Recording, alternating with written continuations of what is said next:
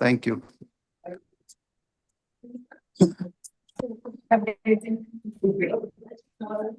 So, I welcome Dr. Abhijit Singh sir. Good morning, Dr. Abhijit Singh sir, and my dear participants. It is our privilege to welcome you all to today's session of the 7 days FDP on entrepreneurship across dimensions, innovation, finance, and intellectual property rights. Today's topic is uh, teaching entrepreneurship effectively. To enrich our understanding on this topic, we are privileged to have with us distinguished academician Dr. Abhijit Singh sir, whose expertise and scholarship perfectly align with today's session.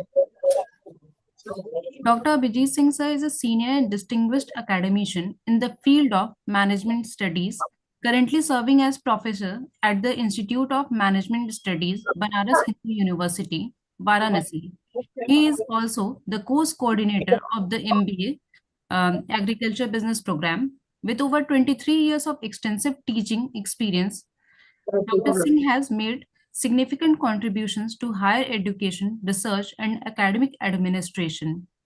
Dr. Singh holds PhD, MTech, MBA, and BTech degrees, all obtained with first class distinction. His core area of specialization include human resource management and organizational behavior, where he has demonstrated sustained academic excellence through teaching, research, and consultancy. His research output is substantial and impactful. Dr. Singh has published 21 international and 63 national research papers, authored 5 books, contributed 15 book chapters, and presented more than 50 research papers at reputed national and international conferences. He has also chaired several academic sessions and served as a resource person in numerous scholarly forums. Dr. Singh has been actively involved in organizing and coordinating international and national conferences, seminars, workshops, AICT sponsored QIPs, EDPs, and FDPs. His administrative experience includes serving as an expert on confidential assignments for the UPSC, New Delhi, membership of the Executive Council of Rajarsi Tandon Open University, Prayagraj, and participation in selection committee of central and state universities and institutions. He has also been associated with key national initiatives such as National Mission and National Mission on Education through ICT under the Ministry of Human Resource Development. In the domain of research supervision, Dr. Singh has successfully guided 126 postgraduate dissertations and 19 PhD scholars. He has also led several UGC sponsored major research projects focusing on areas such as agriculture business development, women empowerment, service delivery system, and socio-economic issues. With his rich academic research, administrative, and training experience, Dr. Abhijit Singh is widely regarded as valuable academic leader and eminent resource person for FDPs and other scholarly engagements at national and international levels. Thank you, sir, for joining us today. We now request you to kindly take over the session. Thank you, Madam Vijaya, for this elaborate description about me, and a very good morning once again to the participants. And before I start, can I have a brief demography of the participants? Are we all academicians, or we have research students? What is the demography of the audience? Please, can I have some overview of that? Participants, I request you to please write in the chat box so that I can read it. I mean, this program is for the academicians only, or we have research students and academicians and MBA students also? Yes, this program is for all. Okay. And how many participants are there? Sir, currently there are 46 and Okay. the limit is 100 in the Zoom meeting. And sir, generally participants over the time exceed, so we tell them to join through YouTube. Okay. Okay. Yes. So before I start, since we are all in the field of, we are all students of management, and my limited knowledge is in the area of human resource management and organizational behavior. And when we talk of entrepreneurship, that involves a lot of different elements of human resource and human capital utilization for a very specific area. One thing as academicians that we always feel in the last few years is the way the job scenarios are, we need a lot of thrust in the area of entrepreneurship. So that is becoming very dominant and very prominent in our academic domains. And that is why I suppose that so much of learning is going around regarding the issue of entrepreneurship development and how the minds should be diverted and tuned and trained, and how to be trained in the area of entrepreneurship so that they become entrepreneurs. So at the very outset, when we when because we are in the field of management education, when we have students of MBA, and as you said, there are students of MBA in this program. So for the students and for us as the senior learners in the field of management, the very first thing about entrepreneurship is we have the debate when we come to the teaching. There is a serious debate going around that whether entrepreneurship can be taught or it is a skill that is inherent. To that, I mean, there are so many, when we talk of a human capital, a person's abilities and talents and education, that the scenario put together as the capital, the human capital of an individual, we always see that there are certain skills that can be taught and there are certain skills which cannot be. And we say to our management students that if you look at entrepreneurship, whenever you think of an entrepreneur, we start with something like Mr. Dhirubhai Ambani or Mr. Ratan Tata or such kind of names. But we don't look at the person who's opening a tea stall in our crossings on the road, and we don't look at the shopkeeper that opens a grocery store. We don't look at some small people who are entering entrepreneurship in the different sectors of business. And entrepreneurship as such does not mean something which requires a lot of talent and a lot of skill and a lot of money and a lot of resource and a lot of contacts. And I don't think that that is the way it should be dealt with. And if we impose such kind of serious constraints and restrictions and limitations to the abilities of a person to become an entrepreneur, it will be, I mean, tough for people to bring in everything and be so strong and capable. Then only he can enter into, or she can enter into, the domain of entrepreneurship. So those kind of things should be clarified first. That the most important thing required when we teach, when we make somebody, start up the journey of entrepreneurship, the primary thing is that we should be, telling the person something which is it is not very difficult to start with. Entrepreneurship basically is a mindset, it comes from the word enterprise, enterprising personality. And who is an enterprising personality? Anybody who's, I feel that anybody who's sensitive to the environment is always enterprising. If we see things around us and we are sensitive to things around us, we are enterprising. Don't need to be an entrepreneur. You don't need to be a very innovator. You don't need to be something. Any special skill is not required. You just have to be sensitive to start with.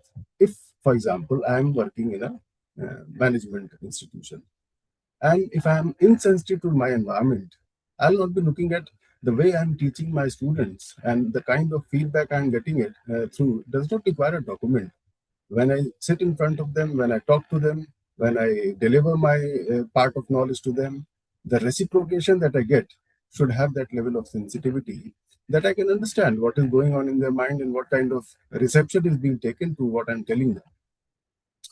Similarly, when you are in the environment of entrepreneurship, somebody does not need to be I mean, as an employee also, you can be a very enterprising person. For example, you are working in some institute, you are a student. For example, in our MBA course, we have a 2-year MBA course, everybody does that. So for an MBA student as such, how can the student be sensitive to the environment? Whenever I always feel that when I go to interviews and when I sit as a panel member, you know, I always see students failing answers which are very, very basic and very, very simple. For example, somebody can be knowing a lot of theoretical knowledge about AI and learning, machine learning, and green marketing, and so many buzzwords. But you come down to the basic concept of marketing. Do you know what marketing is? People will come out with interesting answers like it is selling and advertising and this and that, and but the core basics of the terminologies of management are not very clear, and that uh, I feel is a lack of sensitivity on the part of student also. So I'll just come around with the case. I was associated with some corporate firms, and there was a very interesting case. You must have heard of Mahindra and Mahindra. And you know what Mahindra and Mahindra is nowadays? It's a very successful automobile giant and progressive in the way they're working. But they were not always like that. They were not always the shape that we have today. They were not in that shape always. So I think it was about uh, 2004 that Mahindra and Mahindra, as usual, as most corporates do, they went for a campus interview to IIT Kharagpur, and they selected six students from the field of mechanical engineering, or mechanical engineering students, six of them, and they were one of the highest paid groups of the different selections that Mahindra had done in that year. And these six students, they joined Mahindra and Mahindra in the design department of the company. And within 6 months, these students, they 6 months, 5 months, whatever, within 1 year span, they put up their resignations. Now, when a student is coming from the campus selection and the student does not complete a suitable long duration in the organization and puts in the papers very early, it's a question on the campus selection committee which goes from the corporate side. So the vice president in charge of human resource was told about it, and he was called. Why these students are leaving so early and what is the problem? What happened? I mean, why are we not able to hold on to them, and why are they not happy with us, or what is the issue? So he didn't have any clue, and they also didn't respond to him like what are the reasons. So the issue escalated and went up to Mr. Anand Mahindra. So Mr. Anand Mahindra, as the personality he is, he thought that I think it's not a good idea to just let them go. Let's have a send off kind of interaction with them. And he called them to meet him one day. These students went there and they had a chat. So Mr. Mahindra asked these six students that what exactly are the issues that you have, and you are in the design department. So they said that you're not doing much of interesting things in terms of design in your company. So they, okay, that's good. But what exactly are your plans? Why are you leaving us, and what are you planning to do now? So they said that we are going to join a design house in Italy. That's by the name Lotus. And I think you must be knowing that Lotus is a very famous automobile design house, which makes designs for Ferrari and Fiat and a lot of different European brands. So they were going to join Lotus. So Mr. Mahindra said that, and what is the problem with our designs? I mean, what are you finding as lacking with us? So they said that you have a very typical kind of, uh, uh, very, very limited and very typical design setups which don't allow new changes to happen. And the kind of designs you have a Bolero, you have a pickup, and you have such kind of vehicles. And Bolero and Armada in those days were the best, vehicles that Mahindra was making. And it was all the basic design setup since the last, 20 years ago. So these people, Mr. Mahindra said that, okay, if you have some brilliant ideas and you have put it to Lotus and Lotus has invited you to join them, why don't you put that idea to us and let us do something? And the project was given to them, and it was about 5 to 600 CR, and it was named as Eagle. The project started, and finally the product that came out was the Scorpio, and it changed the future. And you know what Mahindra did after that, and it went on to be a very big design house, technology house, and they are doing a lot of things. So basically, these people were not entrepreneurs, and these people were not. I mean, they didn't have all the required skills and setup and money and everything. They didn't start a business. They were sensitive to the problems. They were seeing things happening and what is going to happen. Similarly, if you look at the case of the person who thought about 20 years ago that it is difficult for us to go to the railway station and book our tickets, and that is should be done on our mobiles and in the convenience of our phones and laptops, and save time for people. Now we don't remember how does the reservation counter of our railway stations look. We don't go there. Somebody must have thought of, families have a problem carrying water with them when they do a journey by road or train, and we always used to run to the platforms for filling up our water bottles or whatever during our journeys. So he or she or the company or the idea came out with a bottle form of water, and now we don't have the requirement of thinking about water. You always have a bottle to buy whenever you are on travel. The point is basically entrepreneurship is the sensitivity to the environment, that what exactly is our problem, what is the solution that can be given to a specific problem, and that sensitivity should be the first and the primary thing that should be taught.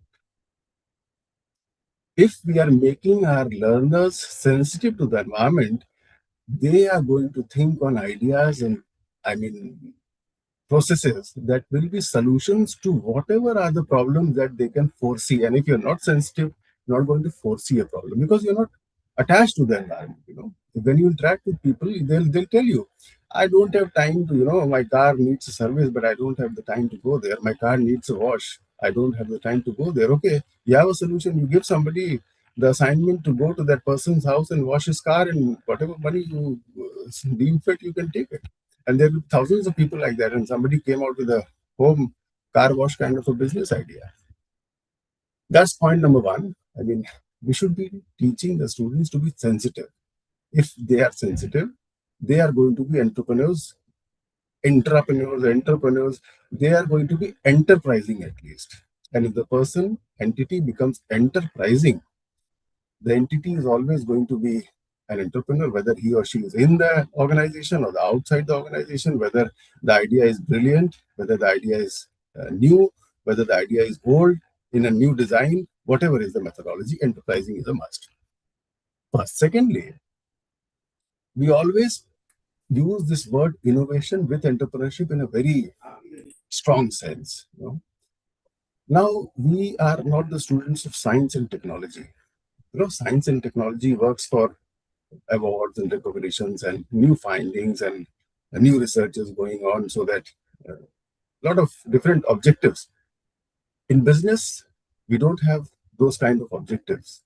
Our objectives are very set and very clear, and that is the return on an investment. That is, the primary objective. And wealth management and capital enhancement, and so many different outcomes to that kind of an idea. So if Newton says that the apple is falling down, business does not see the falling of the apple in that sense. We could have imagined some different sizes of the apples falling down and different colors of the apple and the different impacts of the different kind of apples and n number of things. If business would not have been in that sense, imagine whatever city you are living in, you would have one school, one hospital, one medical store, one grocery store, but we have hundreds. And they're doing the same business. Any outlet which is selling coffee and the coffee cafe day are basically the same business. There's no innovation per se in terms of a very new idea or a new product. No. Just the design, the ambience, the layout, the way things are presented, the processes, these are different. And that brings a very different connotation and definition to the word of innovation when we are talking of business. So our learners should not be burdened with innovation and being innovative in the sense that they have to come out with something out of the world kind of an idea. We are not making spaceships and rockets. We are making businesses. We are We are into the process of creating some solutions to a problem of people, which will give us some money. We are into the business of education. So you have hundreds of management engineering institutions in your city, but all are not the same. But actually, they are doing the same business. They are into education. They are teaching management. They are teaching engineering. आपका credit card number जिसका अंतिम अंक है 6 1 8 3 आपका card अभी active नहीं है। आपको किसी भी खरीदारी के लिए इसका उपयोग करने से पहले अपने कार्ड को एक्टिवेट करना होगा। अपने Sorry for the interruption, sir. I have muted the mic. Okay, but whatever was happening is a very serious concern. Looking at the way frauds are happening, these kinds of things should be.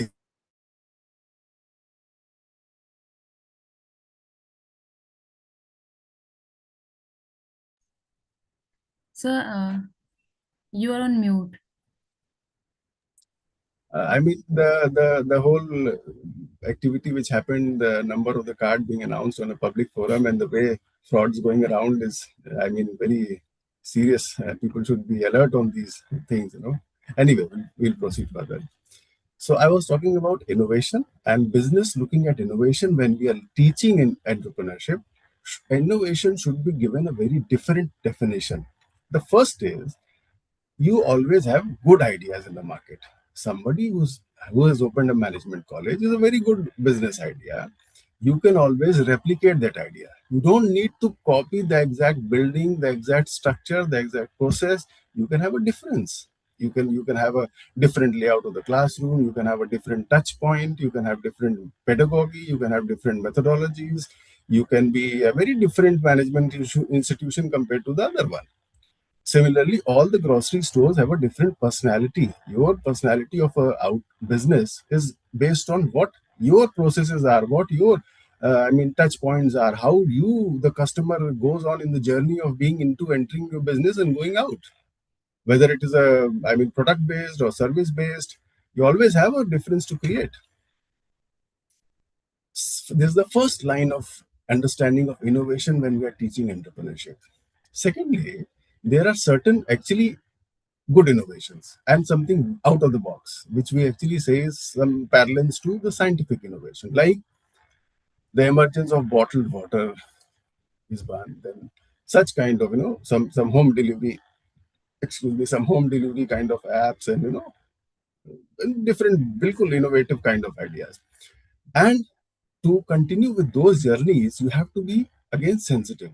I mean, what do we mean by sensitivity is, you know what kind of environment we are living in, the kind of air that we are breathing is highly polluted, and it is very difficult in most cities nowadays because NCR and Delhi being the capital, we always hear that it is tough to live there. We are not talking of small cities, and we are talking of B and C level towns, but the things are very tough over there also. The AQIs, if you see, it is difficult. So what is happening is, in the few years, this business of air purifiers, home air purifiers, has emerged significantly. I mean, if you go to buy good air purifier in the month of December, you're finding it tough to get it. But it is in the home kind of system. What will happen when you go out? What will happen when you travel, when you are on the road?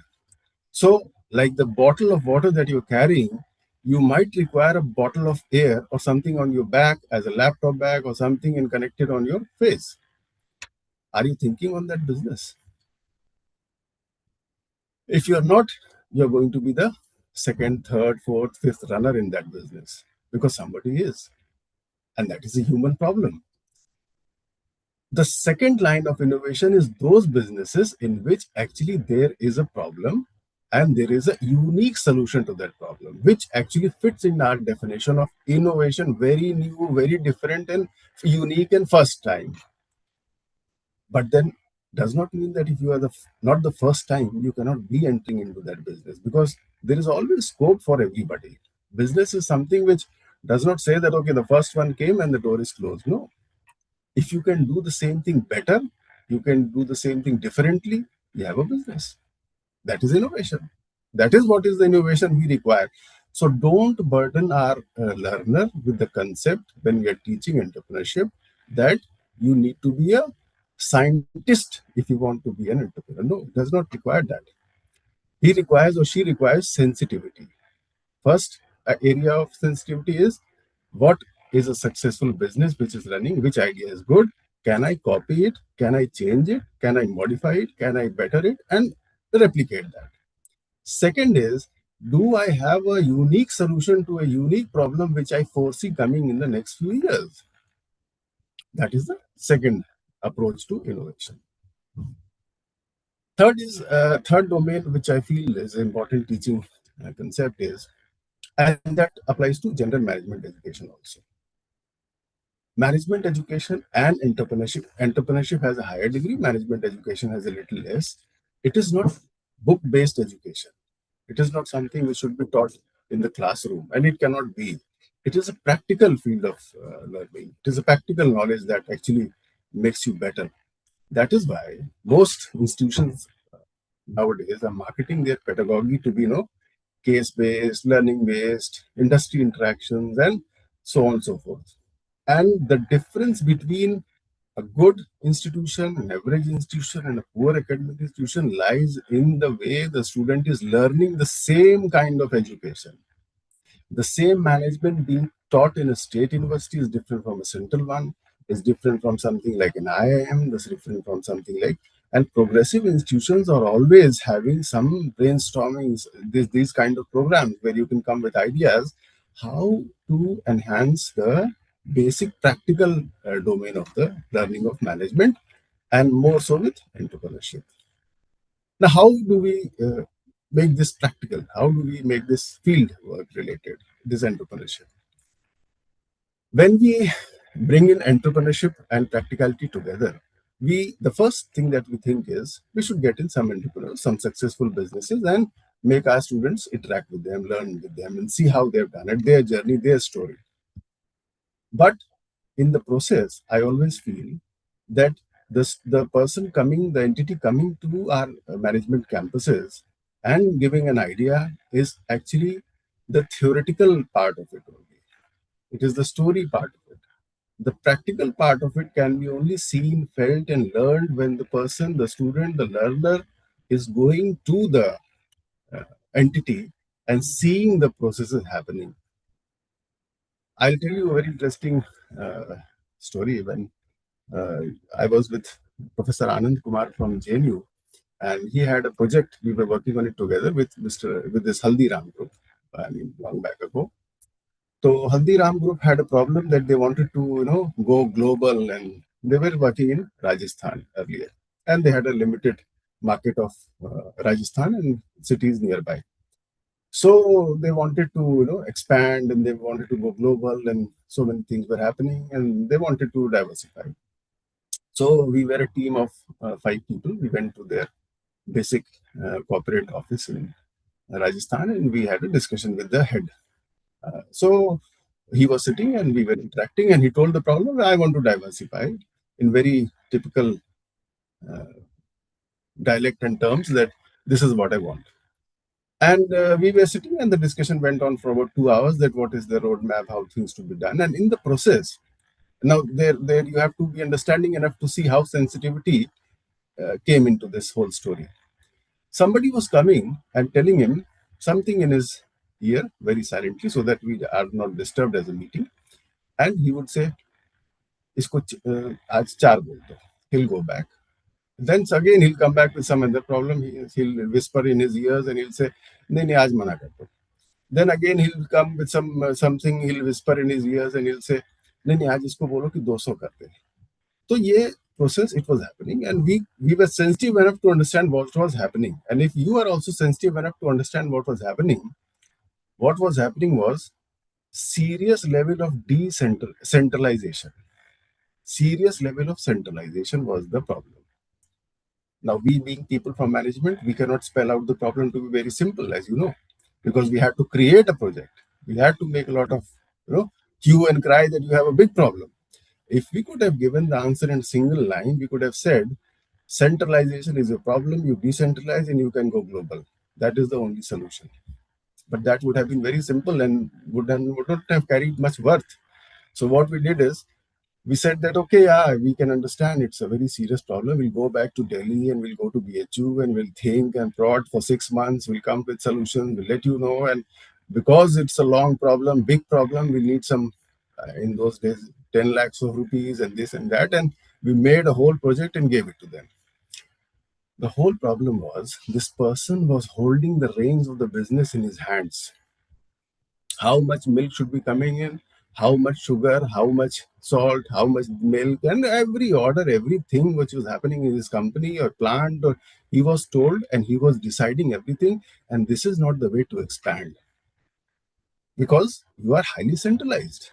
Look at a company like Toyota. You are working in 5 habitable continents.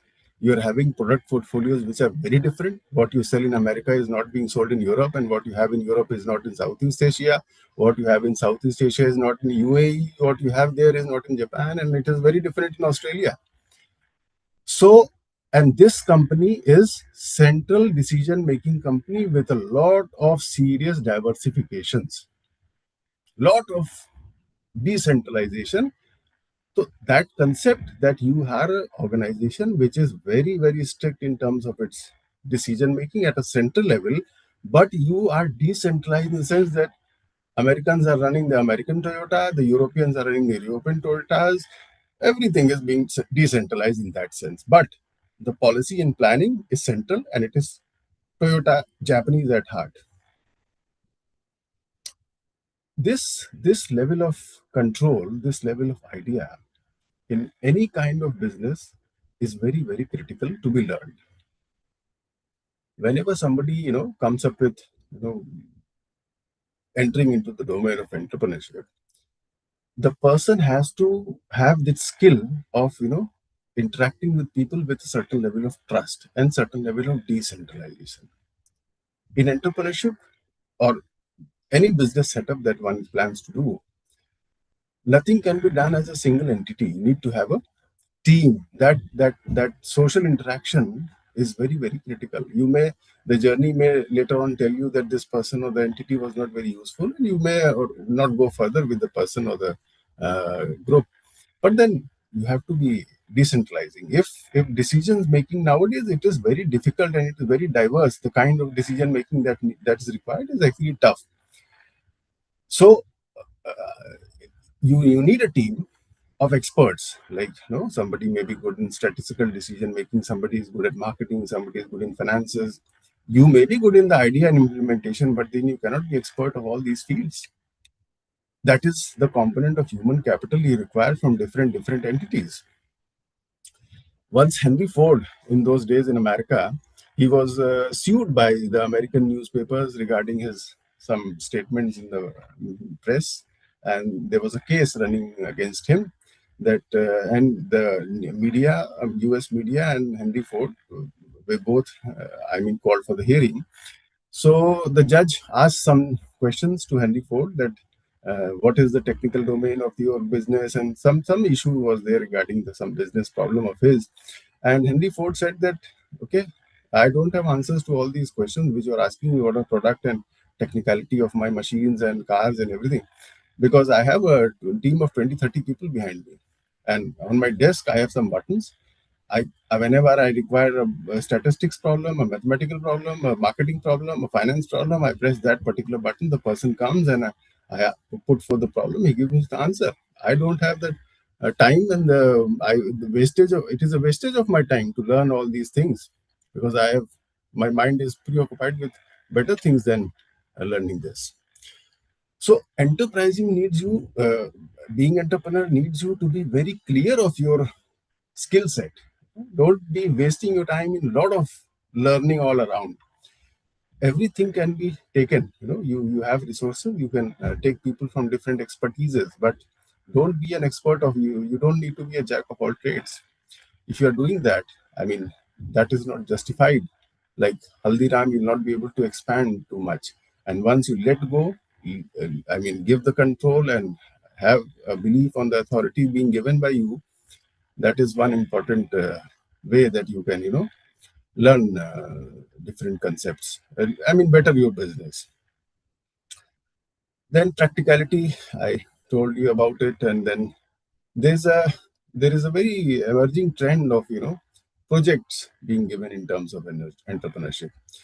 And projects, I feel that project-based learning, which most institutions are doing, are not actually fulfilling the requirement of practical learning to a certain extent. I mean, the way they are being handled.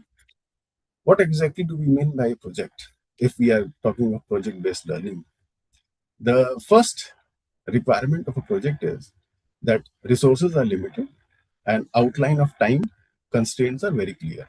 I mean, time again as a resource is limited. So everything is limited. And you have to come out with a successful project completion in that limited resources that you are given. And secondly, you have to put in all the resources at the same time so that the project gets completed in the given time. Now, from the learner's point of view, the project is that he or she has to go. He or she has to, go to some organization, go to the market, do the study, put up the tools, find the solutions, and give out a good report and present and complete the project. As per se, all the resources, time, money, availability, resource, everything is limited. And the skill of the person doing the project is that he or she has to be competent enough to optimize all the resources that are there available with the person. So project-based learning is a very good idea, but it should be dealt and it should be taught and it should be made to be learned with the concept of optimization of resources also. Now, what is the concept of optimization? People from the field of operation research and mathematics and statistics, they are experts of that area. I'll just give you a brief outline of what it is. During the World War II, this concept of optimization emerged because war is always a situation that demands, that always commands that resources are limited. You don't have unlimited people to fight. You don't have unlimited, just excuse me, I just took off the phone.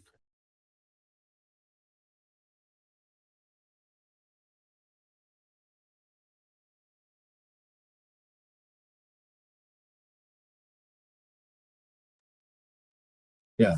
So we're talking about, so war is a situation where you have limited resources, that is always a given. And you have to win it. There is no option of entering into a war just for the sake of entering into a war. You have to fight and you have to win. So what you do is you have to optimize everything. You have to optimize the army, you have to optimize people, you have to optimize the ammunition, you have to optimize all the different resources, the food and everything that you have. And what is optimization? Optimization is mostly understood as maximum utilization of a resource. Now, what is the maximum and what is the minimum utilization of resource? Scientific management tells us that the salaries that we get are based on the kind of output that we give. I think you must be knowing about it. That is why a company, when it comes for the campus placement, has a very clear idea what is the package being given without seeing the product, without seeing the student. And for the students, I think you should be prodding upon this problem. How does the company know your ability before coming to meet you? Why is the package already decided? And that goes back all the long way to the scientific management principles of defining the salary. If a person, a normal worker, there are rational, irrational, and normal people. If a normal person works for 8 hours and produces some 10 products in that 8 hours, the selling price of the product will determine the value of the person who's making those products.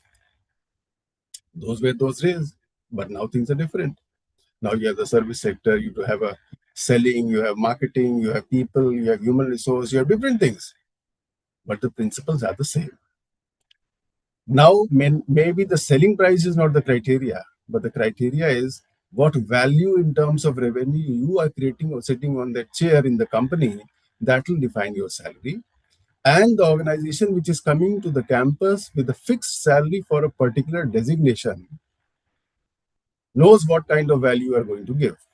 Because, like the Indian Army says, we don't need people to apply their minds. We need people to follow policies and regulations. Right?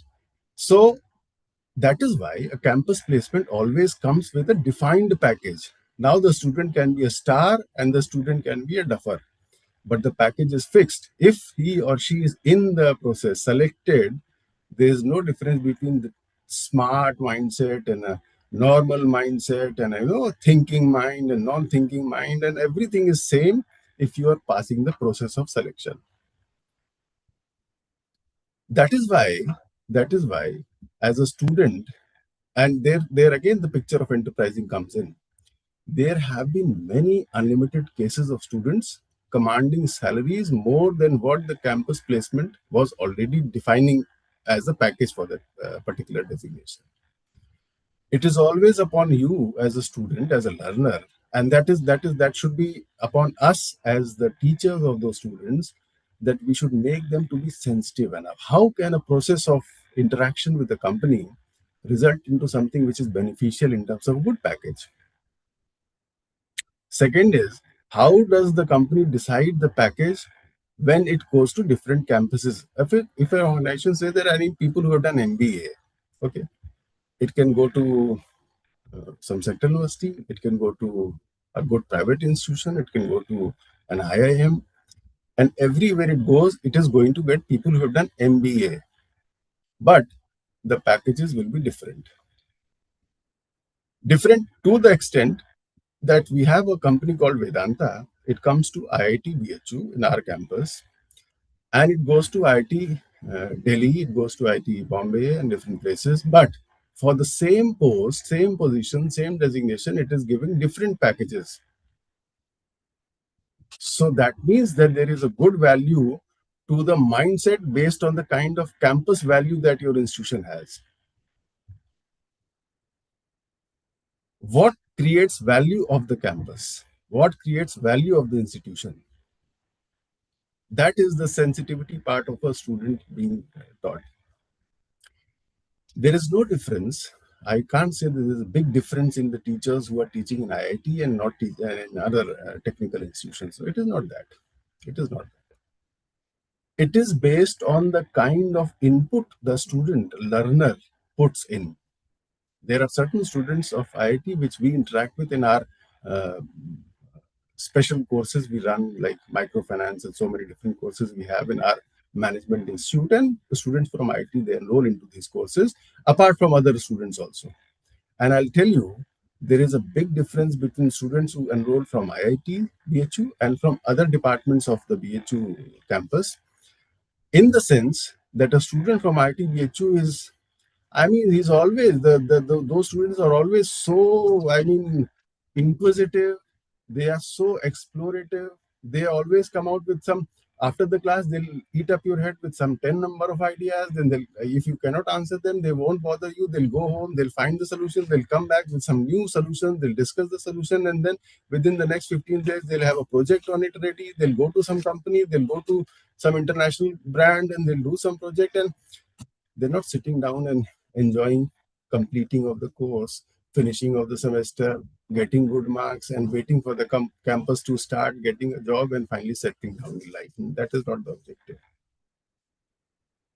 Because we need to tell the learner that, see, we are into this activity. Every 2 years, we are going to flush you out and bring in new people. Then we'll flush them out and bring in new people. It is upon you to decide how much input you are going to put, how much sensitivity you are going to put, how much utilization of the resource of 2 years you are going to do with us.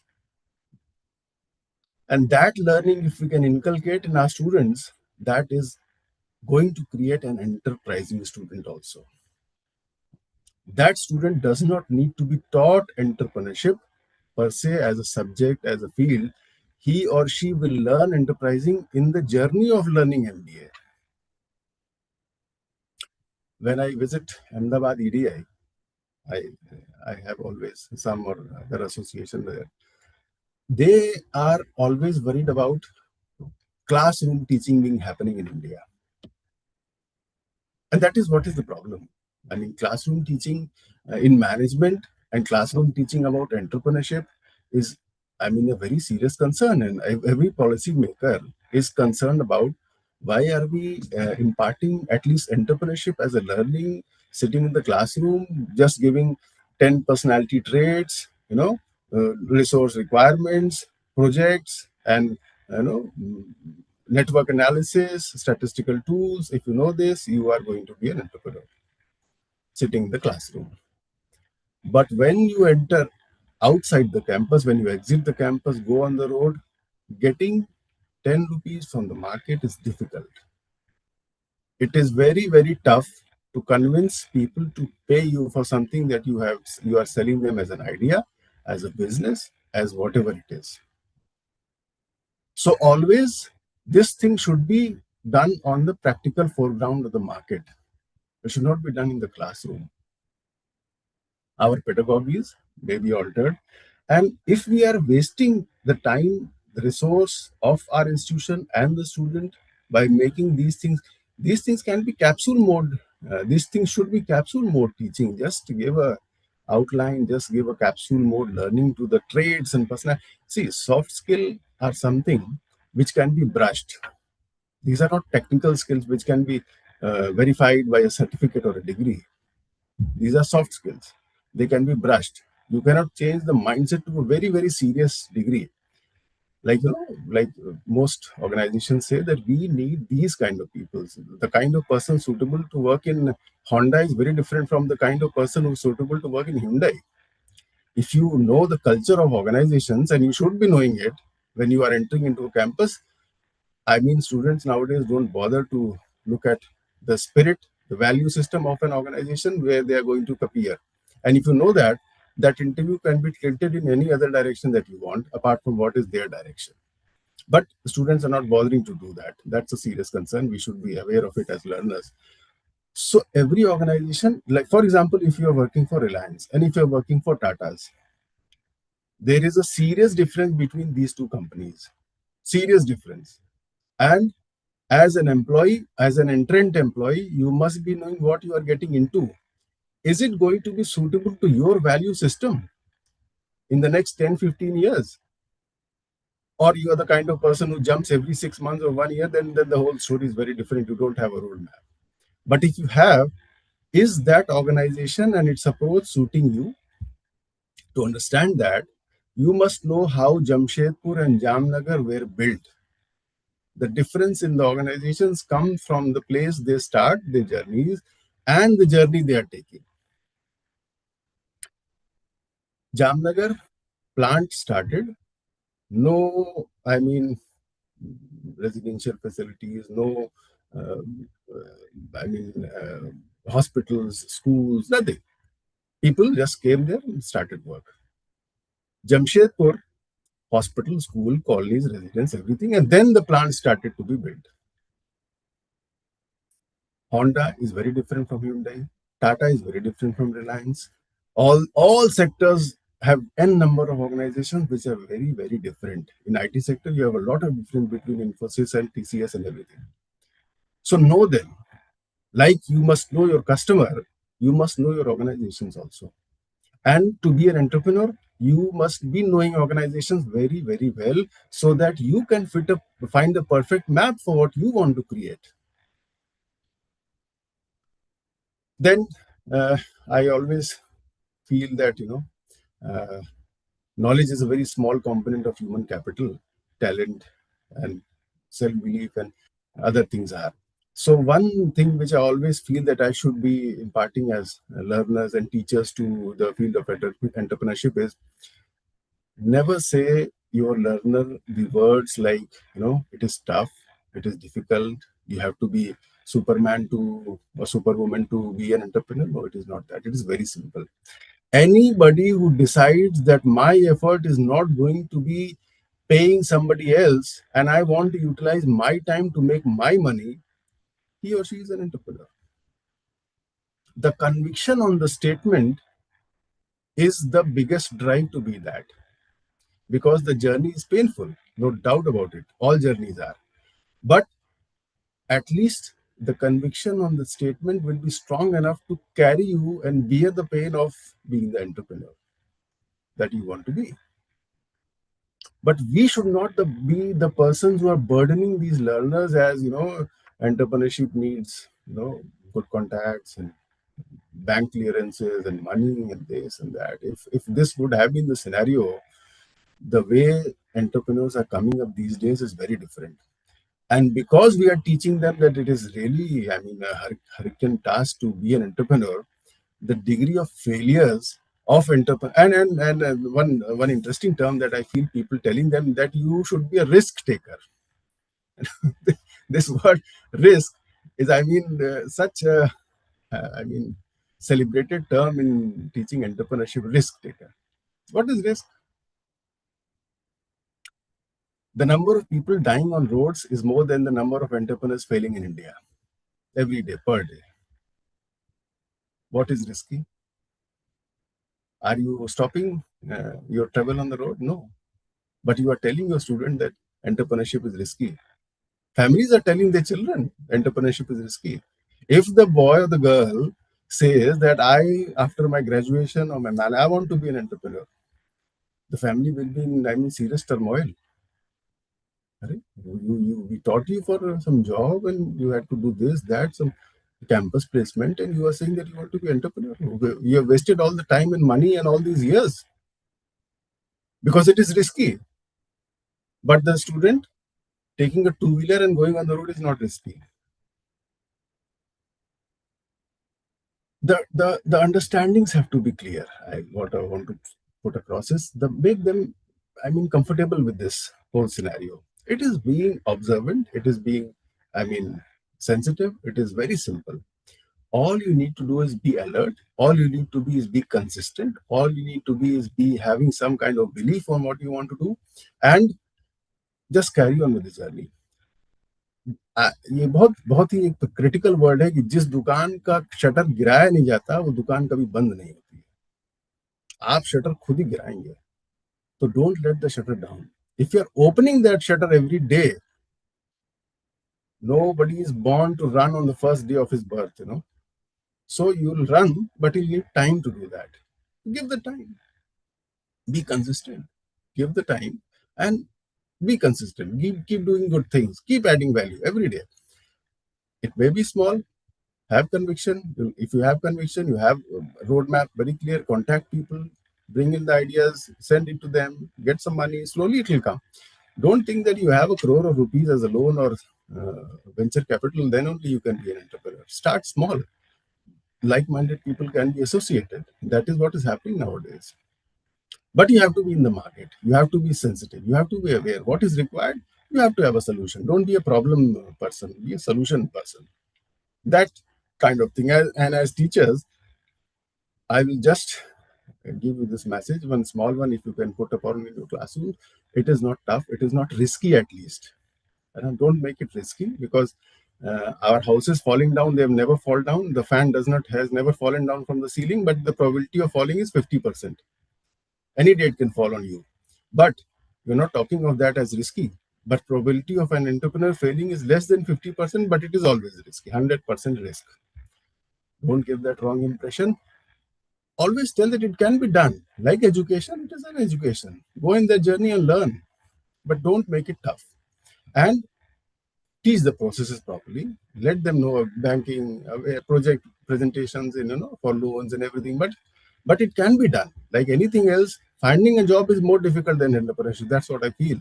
Because you always have a probability of failing even there. Hard work, everything done, the exam goes, some problem happens, this, that. But same thing with entrepreneurship. The skill sets to be taught have to be a little tuned in that direction, apart from the technical learning and knowledge. So I think I have a meeting to be done. I'll just end up here with my limited knowledge. Anything you would like to know, anything you would like to discuss and ask, please. I would request participants to ask if there is any question from their side. They can write in the chat box.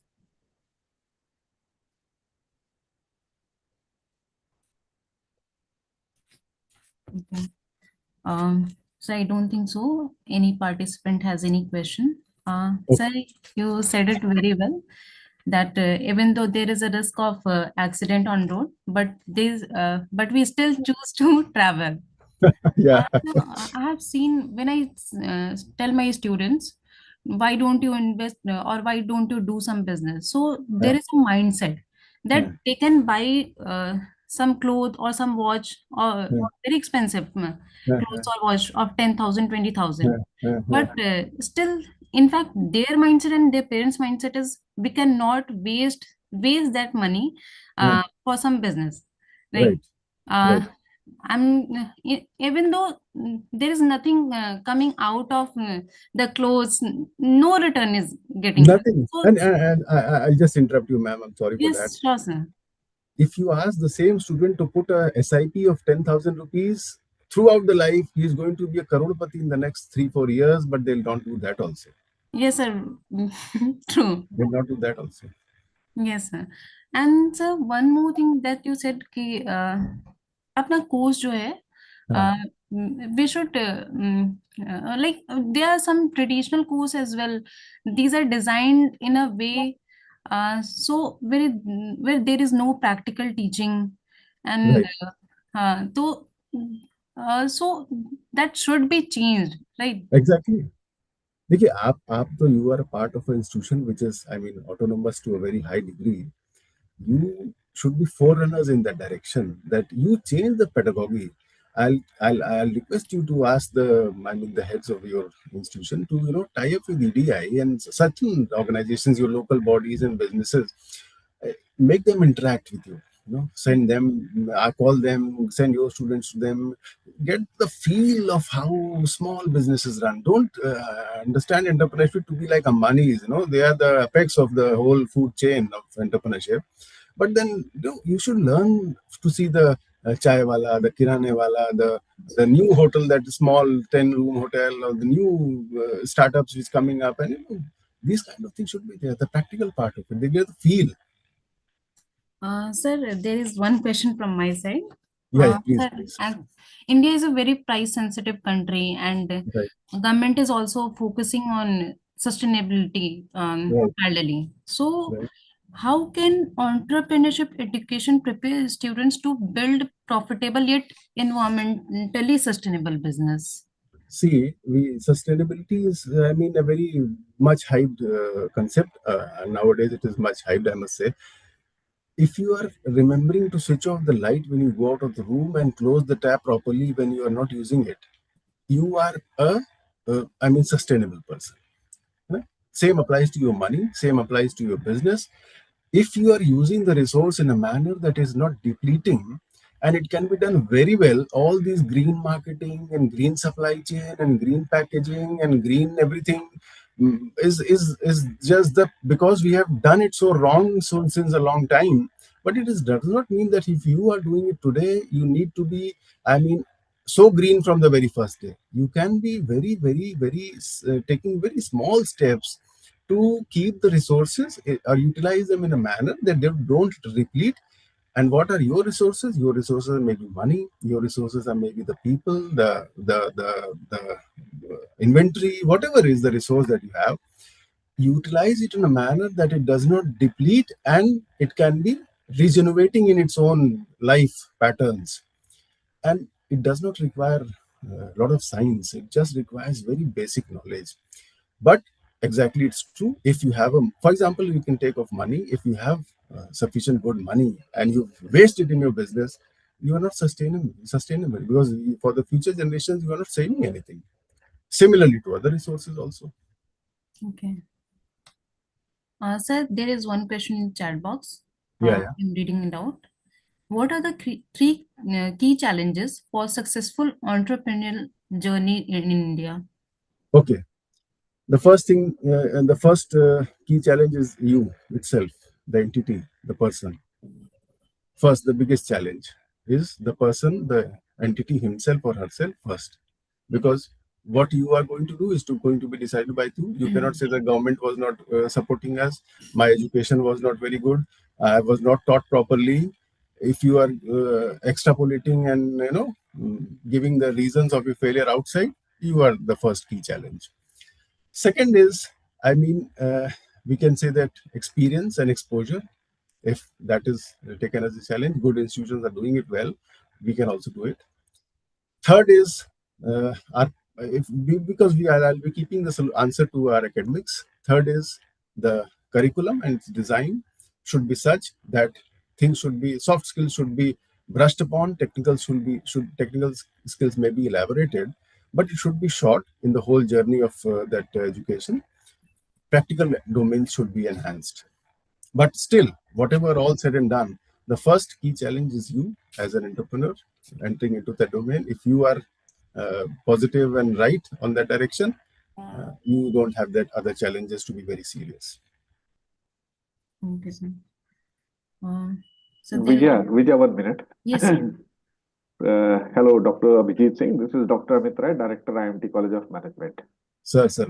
How are you, sir? Yeah, great. Okay, I have gone through all of your session. It was quite informative, and the practical example that you have chosen from the everyday going on, it was quite interesting, and that will make the absolute conceptual clarity about the entrepreneurship journey for the students as well as the faculty, those who have joined this particular FDP program. And in the beginning of the session that Vijaya told you that there are some faculty, some research scholars. No, this is all about the faculty development program. All the faculties across the nation have joined this, and the strength was 85 till now. And they all are self-interested people, those who actually want to listen some good knowledge from your side. So once again, I'm thanking you for giving your valuable time to us. It was such a wonderful session I experienced, and the people are writing into the chat box that it was quite a very informative and interesting session given by you. Thank you very much from my Sir, you are kind enough to say this, and to all the participants, if we could just take away 1 or 2 points and just pass it on. That is what the most important criteria. Yes, sir. Definitely, we will go through that. Thank you so much. Thank you, sir. Thank you for this wonderful session, sir. And this was a really insightful session. Thank you so much, sir. I'll be signing out now, and thank you for the invitation from your side. Thank you. Thank you, sir. And